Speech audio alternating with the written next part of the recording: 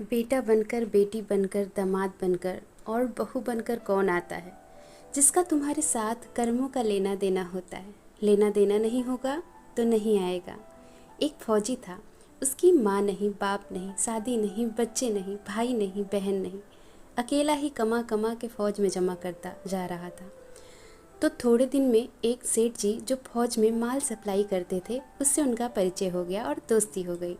सेठ जी ने कहा, जो तुम्हारे पास पैसा है वो उतने के उतने ही पड़ा है, तुम मुझे दे दो, कारोबार में लगा दूंगा, पैसे से पैसा बढ़ जाएगा, इसीलिए तुम दे दो। फौजी ने सेठ जी को पैसा दे दिया। सेठ जी ने कारोबार में लगा दिया। कारोबार उनका चमक गया, खूब कमाई होने लगी, कारोबार बढ़ गया। थोड़े ही दिन में लड़ाई लग गई। लड़ाई में फौजी घोड़ी पर चढ़कर लड़ने गया। घोड़ी इतनी बदतमीज़ थी कि जितनी ज़ोर ज़ोर से लगाम खींचो उतनी तेज़ भागे। खींचते खींचते उसके गलफर तक कट गए थे, लेकिन वो दौड़कर दुश्मन के गोल में जाकर खड़ी हो गई। दुश्मन ने वार किया, फौजी भी मर गया, घोड़ी भी मर गई। अब सेठ जी को मालूम हुआ कि फौजी मर गया तो सेठ जी बहुत खुश हुए कि उसका कोई वारिस तो है नहीं। अब ये पैसा देना किसको है? अब मेरे पास पैसा भी हो गया, कारोबार भी चमक गया, लेने वाला भी नहीं रहा। तो सेठ जी बहुत खुश हुए। तब तक कुछ ही दिन के बाद सेठ जी के घर में एक लड़का पैदा हो गया। अब सेठ जी और खुश हुए कि भगवान की बड़ी दया है, खूब पैसा भी हो गया, कारोबार भी हो गया, लड़का भी हो गया, लेने वाला भी मर गया, और सेठ जी खुश हो गए। वो लड़का होशियार था, पढ़ने में समझदार था। सेठ जी ने उसे पढ़ाया लिखाया। जब वो पढ़ लिख कर बड़ा हो गया तो सोचा अब ये कारोबार संभाल लेगा, चलो अब इसकी शादी कर दें। शादी करते ही घर में आ गई बहुरानी। जब दुल्हन आ गई, अब उसने सोचा कि चलो बच्चे की शादी हो गई, अब कारोबार संभालेगा। लेकिन कुछ दिन में बच्चे की तबीयत खराब हो गई। अब सेठ जी डॉक्टर के पास गए, हकीम के पास, वैद्य के पास दौड़ रहे हैं। वैद्य जी जो दे रहे हैं, दवा खिला रहे हैं और दवा असर नहीं कर रही, बीमारी बढ़ती जा रही है, पैसा बर्बाद हो रहा है, बीमारी बढ़ती जा रही है, रोग कट नहीं रहा है, पैसा खूब लग रहा है।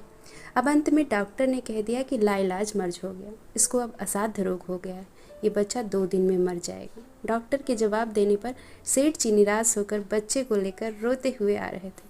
रास्ते में एक आदमी मिला, कहा, अरे सेठ जी क्या हुआ, बहुत दुखी लग रहे हो। सेठ जी ने कहा, ये बच्चा जवान था, हमने सोचा बुढ़ापे में मदद करेगा, अब ये बीमार हो गया शादी होते ही। हमने इसके लिए खूब पैसा लगा दिया, जिसने जितना मांगा उतना दिया। आज डॉक्टरों ने जवाब दे दिया बचेगा नहीं, असाध्य रोग हो गया है, लाइलाज मर्ज है, ले आओ, घर 2 दिन में मर जाएगा। आदमी ने कहा, अरे सेठ जी तुम क्यों दिल छोटा कर रहे हो, मेरे पड़ोस में वैद्य जी दवा देते हैं, 2 आने की पुड़िया खाकर मुर्दा भी उठकर खड़ा हो जाता है, से तुम वैद्य जी की दवा ले आओ। सेठ जी दौड़ कर गए, 2 आने की पुड़िया ले आए और पैसा दे दिया। पुड़िया लेकर आए, बच्चे को दवा खिलाई, पुड़िया खाते ही बच्चा मर गया। सेठ जी, सेठानी जी और घर में बहुरानी, पूरा गांव रो रहा, गांव में शोर मचा हुआ। बहुरानी सेठ की कमर जवानी में टूट गई। जब तक एक महात्मा जी आए, उन्होंने कहा, भाई क्यों रोना धोना। लोग बोले, इस सेठ का एक जवान लड़का था, वो मर गया, इसलिए सब रो रहे हैं, दुखी हैं। महात्मा बोले, सेठ जी रोना क्यों। सेठ महाराज, जिसका जवान बेटा मर जाए वो रोएगा नहीं तो क्या करेगा।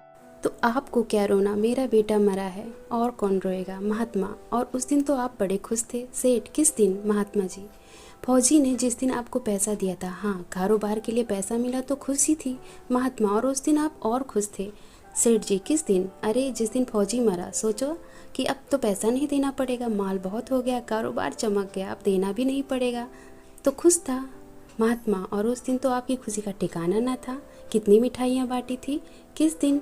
जिस दिन आपका लड़का पैदा हुआ था। सेठ महाराज, लड़का पैदा होता तो सब खुश होते हैं, मैं भी खुश हुआ, तो उस दिन तो आप और भी ज़्यादा खुश थे, आपके पैर ज़मीन पर नहीं पड़ते। सेठ, किस दिन।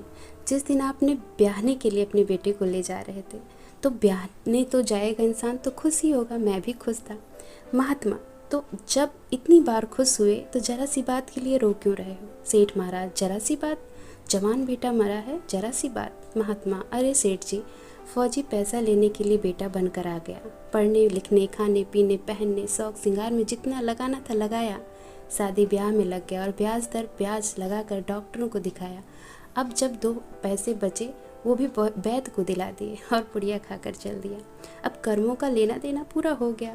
सेठ जी ने कहा हमारे साथ तो कर्मों का लेना देना था, चलो हमारे साथ जो हुआ वो हुआ, लेकिन वो जवान बहुरानी घर में रो रही है। जवानी में उसको धोखा देकर विधवा बनाकर चला गया, उसका क्या जुर्म था, उसके साथ ऐसा क्यों गुनाह किया। महात्मा बोले यह वही खोड़ी है जिसने जवानी में उसको धोखा दिया था, इसने भी जवानी में उसको धोखा दे दिया। सब कर्मों का ही लेना देना है, जिसने जैसे कर्म किए हैं उसको वैसा फल तो मिलना ही मिलना है। वीडियो अगर पसंद आई हो तो वीडियो को एक लाइक करिएगा, और अगर आप चैनल पर नए हैं तो चैनल को सब्सक्राइब जरूर करिएगा। वीडियो देखने के लिए आपका बहुत बहुत धन्यवाद।